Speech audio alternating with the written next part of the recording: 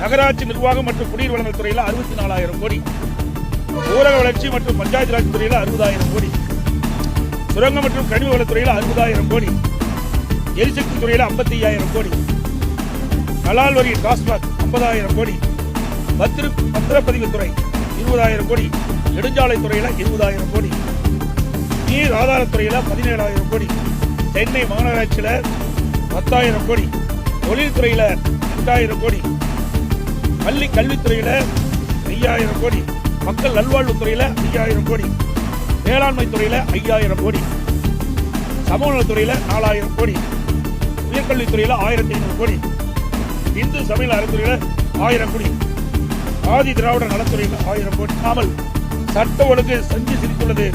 மக்களுக்கு போதிய பாதுகாப்பு இல்ல. தமிழகத்தில் தொழில் துவங்க வந்த முதலீடுகள் அண்டை மாநிலத்துக்கு சென்று விட்டன. இப்ப நாங்கள் கொடுக்கப்பட்டதுல பட்டியலில் சுமார் 4 லட்சம் கோடி இந்த 4.5 ஆண்டுகள்ல திராவிட முன்னேற்ற கழக ஆட்சியில பல்வேறு துறைகளில் ஊழல் நடைபெற்றுள்ளது.